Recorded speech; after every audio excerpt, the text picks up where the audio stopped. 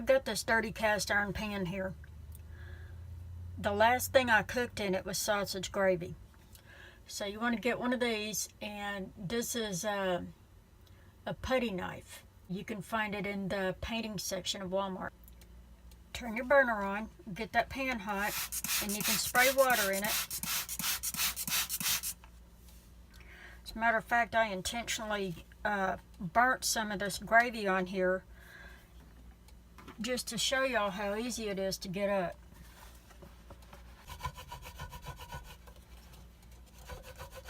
A little bit of water won't hurt it.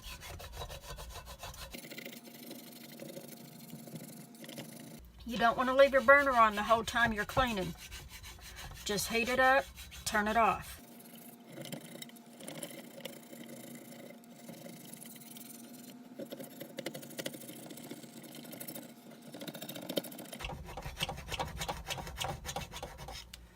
Y'all see how easy this is coming up?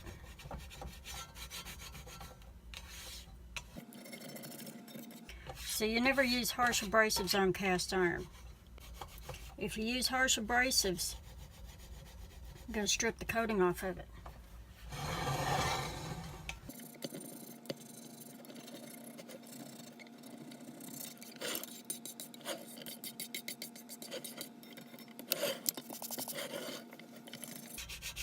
Y'all see how that water beads up? This pan's well seasoned.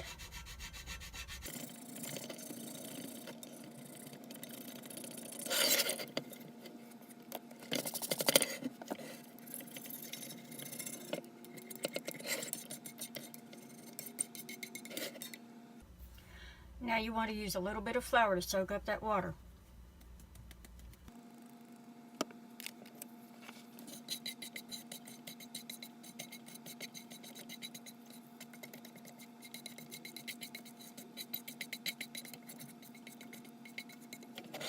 See, now you can pick this up and dump it. Lots of us in the South, we usually have aluminum coffee cans or slop buckets for this.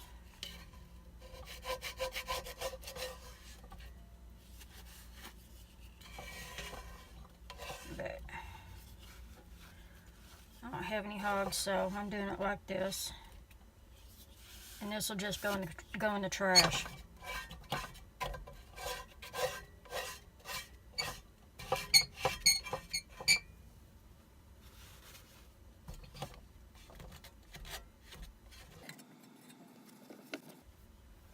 Now this might look like a big mess. Just bear with me. Add more water, soften up that flour.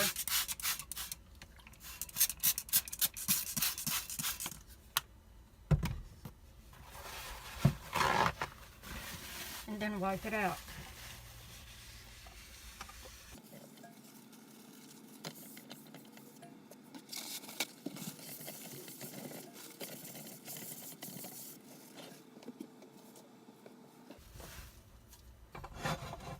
Now, if you have spots that are hard to remove,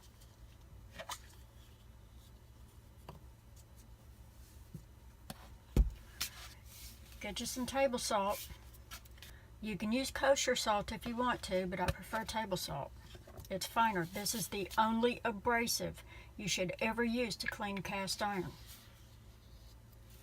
Don't use the stainless steel pads. Don't use steel wool. Don't use SOS or a Brillo pad. You don't need a brush.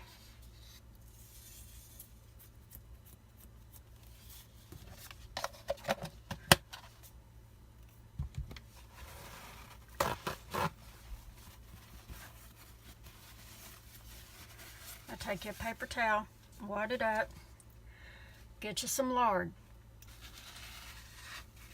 We cook with it, we clean our cast iron with it.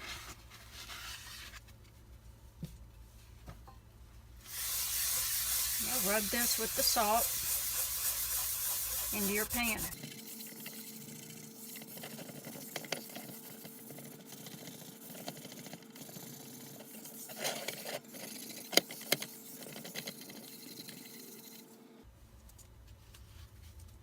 If you need more lard, just get more lard. Not a big deal.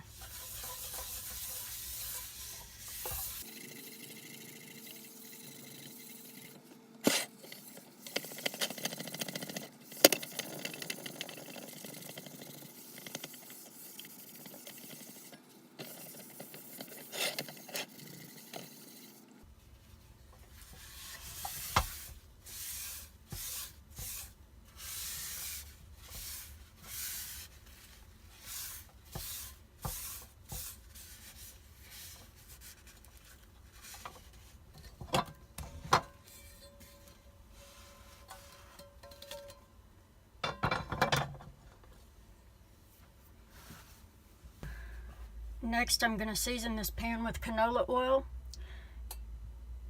And before I pour the oil in it, I'm going to heat this pan up and let it get really, really hot. I need to open up the pores in that cast iron so the oil will sink down into them. That's what's called seasoning. And the thinner the oil, the deeper it goes into those pores. And that's what's going to protect your iron.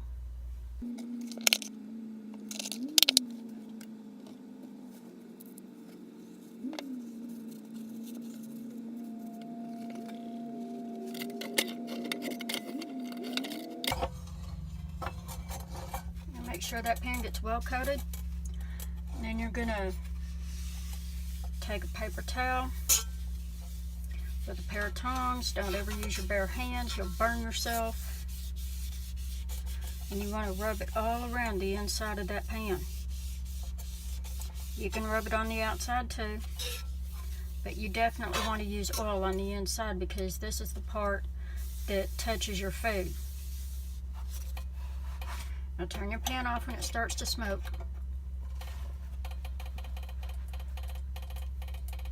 And you just want to continue rubbing that oil down into that pan.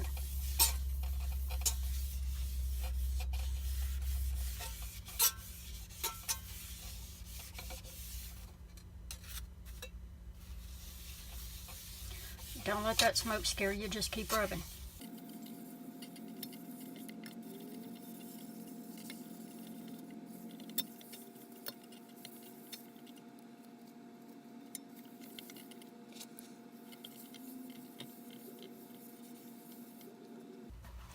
Now after you've turned your burner off, just let your pan cool off gradually. Just leave it on the burner and let it cool down along with the burner. Now you're going to see some oil pull up, it's going to sheet.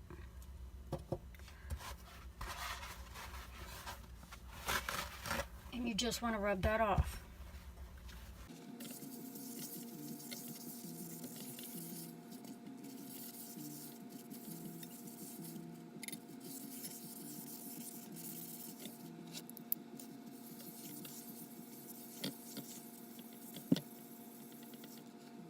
Now some people will do this in a 500-degree oven and that's fine, but if you use your pan frequently, that's not really necessary.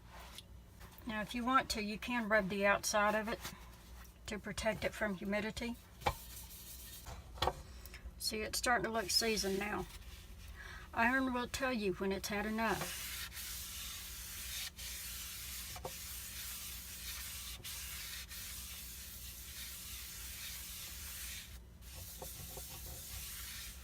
Iron can only soak up so much oil, and when it gets too much, or when it's had enough, it'll start to sheet and bubble like that. It'll start to burn, and that's when you need to remove some of it.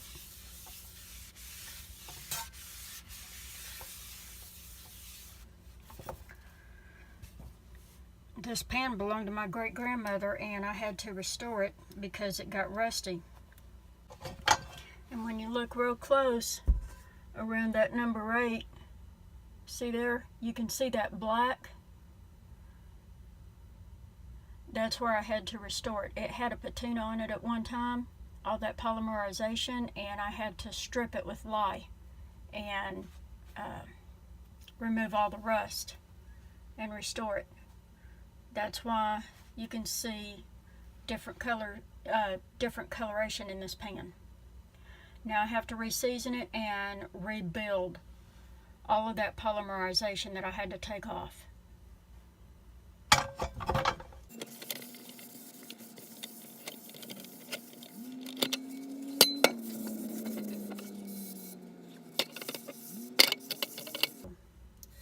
It's a Wagnerware Sydney O that dates from the Depression era.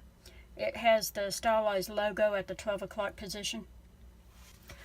The serial number on it is 1058M